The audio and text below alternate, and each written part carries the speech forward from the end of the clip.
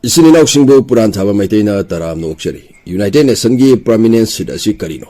leba ke amana India bu United Nations da prominent seat piu hairak liba asi karigino United Nations da prominent seat phangbagi kanaba asina karino ngasigi video asida sawrakpa mai khoi khangminasi 1953 ado waida India gi ahanba Prime Minister Jawaharlal Nehru na India gi Prime Minister oiringaida UNSC gi permanent member ama oinaba khangalami adu mana yakidi reject tawki lawbagi mahuta China da oina mateng pangslami United Nations Security Council gi permanent member oinaba asigi asoiba asida ngasi phawba India UNSC da permanent seat ama phangba ngamdana leiri masi mayam asi khangdringai ekoi UNSC asi karino haiba khara khangminakisi United Nations Security Council United Nations gi maru oiba saruk manga gi manungda amani Malemda security amasung peace thamnaba honaba masi January 17 1946 ta semkibani karigumba India se permanent member ama oiragadi leibak ani khanaba lan songnaba ceasefire townaba honabada mateng pangba yai India da madu townabagi United Nations dagi power fungani peacekeeping force thabiyare economic sanction thamjanbagi hak phawba phangani ado karamba malemgi leibak singna India bu United Nations gi Security Council gi permanent member ama ohiningi haibidu yengminasi manungidi ainang adum khangasi mingonda haidoktargasu hauzik malemda thokliba land asida India na maru oiba ron ama lawbuduna leibak atain unari Russia da satuna Putin unai Ukraine da satuna Zelensky unai Israel amasung Iran da phone kon tawduna lan loisnaba khanghali India gi leibak ama oiriba Manipur da Kanglup ki Irang asidadi mai onsandragasu atopa leibak ki lan loisnaba honabadadi thawai yamna yawi India gi history yengbda Indiana ngasi phawba Indiana hana howduna leibak amatada landaba leitri haidi asimayam asi yenglaga leibak kayana India bu UNSC gi permanent member ama oheningi 21 October 2024 da Britain gi hana gi Prime Minister oiramba David Cameron na haidi malemda tholakadaba irang kaya asigi yenglaga India United Nations Security Council gi permanent member ama ohengadabani mamang thada USA na India bu United Nations Security Council gi permanent member ama ohennaba honabada support torki USA gi representative UN da thawpuribi Linda Thomas Greenfield na UN gi sanabi semdolaga India Japan Germany UNSC gi permanent member ohengadabani asini Indiana UNSC gi permanent seat ama fangbada Russia support soidna tawkani adubu Japan Germany dadi Russia na support tawba tawdaba habidu di khangtre asi phangnabani haidawri bra hojik Indiana tuminna leiba manba ama oina uhalibase Israel ga supulli Iran ga supulli 20 October 2024 da Russia gi foreign minister Sergei Lavrov na haidi India UNSC da permanent membership ama pigadabani haina mamang thada British ki Prime Minister Keir Starmer American President Joe Biden French President Emmanuel Macron nasu India permanent seat ama fangnab honabda support tawrai German Ambassador Dr. Philip Eckermann na hari UNSC na India da asober right hak ama pigadabani atop leibak tagi hena UNSC da permanent member ama oinabagi asida nate aikhoigi yumlo nariba Bhutan nasu mateng panglai India UNSC da permanent member ama oinabagi asuk yamna leibak mayam amana mateng panglaglabasu karigino hojik phawba Indiana phangba ngamdriba wahangni mateng panglaglabisida asoba leibak kaya ama yauri Russia USA Britain France yauri bani India UNSC gi permanent member ama phangdanaba honaraglibasi kanano haibida atai kana sunati China ni China si Asia gi amata ngairaba leibangni permanent membership phanglibasi asina magi reputation mingset kaya ama hengarali Asia da masigi mingset kaya si India ga share tawba pamdi China na magi veto power siznaraga India bu ngasi phawba thingdun lai America su mapanda mateng panglaga manungdana saglon ama oiramasu yari adubu asoba maramdi China ni matamadu da Prime Minister Nehru ahanba India gi Prime Minister oiramani asida United Nations Security Council permanent member oinaba honarma singkaya adu madu toklaga Karigi madu phangnaba honabada China do oina mateng panglibano haibadu khitang nainami America gi maming satpa motivational writer William Maturna sumna irami opportunities are like sunrises. If you wait too long, you miss them. Aduni sininausing kanaba ama langlagadi payo natrabadi tungda ningam lagloi. Asiga samanay Indiana UNSC prominent member fangnaba honabasiga. Karigino pak fangdribase. India da opportunity siya amuktang galakpanati aniragni. 1950s gi matam ani subalanzaw loiduna America ga USSR ga unkhanaba matam aduda America na India da UNSC gi permanent seat asi launa ba haiki. Khudakta Prime Minister Jawaharlal Nehru na reject tawki. 1955 ta USSR na India na America da tawrambado adum haina permanent seat ki offer amuk tawrami. Asidasu China gi kananaba yenglaga amuk reject tawre. Ani subalanzaw loiraga USA amasung USSR ani kanna yanadare unkhatnare. Karigumba asigi USA amasung USSR na offer tawrokpa asida Indiana lawram lagadi India USA gi group ta natraga USSR gi group ta amadadi soidana yawramgani yawnung dragasu namdana yawlamgani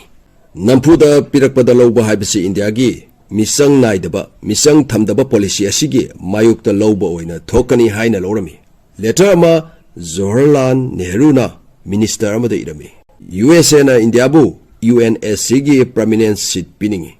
madu yabangam loi madugi manungi oiba wakalon asi China dagi India se lapthok hanaba honarakpani haiba asini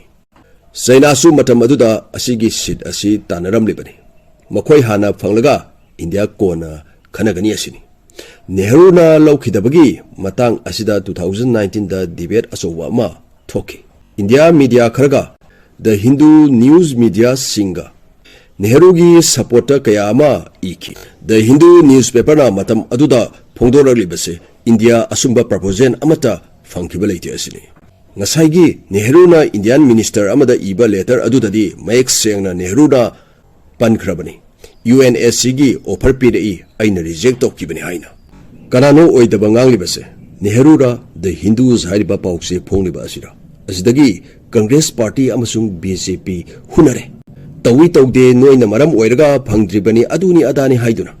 Arun Zelina su Nehru gi thawongda maran kaya masirai China da UNSC gi prominent seat pithokpagi ngasidagi na sahi taramu asida India UNSC gi prominent member ama oina bakan honari masida nakan amagi misang da leptana thabak kaya ama tawrai atopalaiba ki miyeng da India di amagi su misang sangde amagi su phanaba tawi amagi su hayaningba asiga loina na phangna honabada global power ama oina uhangadaba asina maram oiraga India West ki leibak Africa Asia nasu yaba leibak uhangadaba samna hairabada UNSC gi seat asi phangge hairagadi yegnaba lehenganu thamganu haibani yumlo na leibaka asetpa aphaba mari ama thamo asini India di magi yumlo na leibaka nungsi nadabani hairagadi India gi image ama soi UNSC da seat phangdanaba honabada yumlo na leibaka mari phattanaba honabada directly or indirectly China amasung West leibak khargi khut yauri haibadi isininaw singna su hena khanglaba wafamni India gi Prime Minister na United Nations da proposal ama tharame asina maram oiraga 21st June 2015 asi United Nations na International Day of Yoga haina lauthoklami asigi numin asina lakpada akhoi state Manipur gi su BJP gi workers sing yoga tawduna photo namlaga Facebook da thagatpa isininaw singna soidana kayama thengnabiramgani asigi matung India gi Prime Minister Modi na atopalaibak ta satpada bu oiro India da bu oiro magi basanda India se United Nations Security Council da intolaga kayam kuina thamkhini haiba wahai asi toina palaga lagli United Nations mapangan sontere reform tawro India so hapsalo UNSC gi prominent seat asini United Nations su Modi na United Nations reform tawba mathok tai haina wa kaya ngangki asidagi G4 leibak singna United Nations da reform tawnaba kanna taksanki G4 leibak singsi karam leibak na pulaga sai haibadu yenginasi Brazil Germany India amasung Japan ni 6 April 2017 da India gi Foreign Minister Wairami Sushma Swaraj na United Nations da wangang bada India UNSC gi permanent member soidna oigani haina khanglami asigi matung tha ma leiraga Turkey nasu India bu support torki 2018 da Sri Lanka nasu India UNSC gi permanent member ama oibagi demand asida support torki 2019 da France gi support torki sahi asimakta da Germany nasu support torki 2020 da United Nations da vote torki India da permanent member ama ohen basi matik sai sha di haibagi yes or no gi India na yes da 192 gi manung da 184 vote fangki fanakana honarabasu mangda sanctionaba honarabasu China athingba apanba ama oiduna dum laki adubo masi India ga China ga mari hena phagalaglagadi India UNSC gi permanent membership se phangbasu yari United Nations Security Council da 15 member lay manga amana permanent ni aduga tara amana lemhoriba asina non permanent member ni permanent manga asi China France Russia UK USA ni non permanent member tra manga sida Algeria Ecuador Guyana Japan Malta Mozambique South Korea Sierra Leone Slovenia amasung Switzerland yauri veto power se United Nations Security Council gi permanent member khaktada phangani masi United Nations gi Article 27 da iduna yauri China na veto power tara tarurak sizinakre hojik phawba Russia na samaga kuniparak sizinakre USA na marfu manga France na tara mangarak sizinakre United Kingdom kunthani thoirak China na veto power asi India gi mayok tasu kaya ama sizinarki amuk India na UNSC da permanent member gi seat ki matang da hodokpada USA UK France Russia na yarabasu China na yakide Asia da China gi aningba apamba hag adu atope Asia gi laibak amatta da piningdaba khut thingjelakani haiduna China gi Uyghur Muslim da sathaba miyon minai ekhoina targasu United Nations na kari amata haidi Tibet ki wathog United Nations na kari amata su haidi maramdi China UNSC gi permanent member ama oibnani asinani laibak kaya na United Nations da anauba awonba ama purapa mathau tare haina kanna launaragliba ase karigino haibada United Nations ahanba hogdorakpada laibak yankhaina pullaga semki hojikti laibak 193 sure samaga maudrahumdoi laibak masing yamle United Nations gi sana lonsat ke ama semdokpa mathau tare hanigi ariba mawongda thabak sum taw leiragadi matam asigi thawdo wathok asigi United Nations gi mawong matau ariba sanabi aduga sanaraktaba Sininausing Indiana veto power ga se pairadi Canada na hojik India da maran kaya ama siraglibase thingba yai Pakistan gi lalhobani haiba sing Indiana lalhobani haina lautho u haibada China na veto power seasonarga thingki Sininausing asing maksuni Iran na request toropagi matungina ngasi 28 October 2024 asi UNSC gi meeting ama tawgadawri masida Iran gi makedagi Algeria China amasung Russia na mateng pangli meeting asi maruwaina Israel na Middle East sathariba thawongsing asi thingnabani isininausing UNSC da Indiana permanent member phanglagadi kari awonba purakadaba male thingduna lagliba asi China ni hojik India amasung China mari khara phagalakpagi mami tai tungkoina mari phagalaklagadi India UNSC gi permanent seat asi phangbasu yari video asi larik tamliba isa singi khallaga semjabani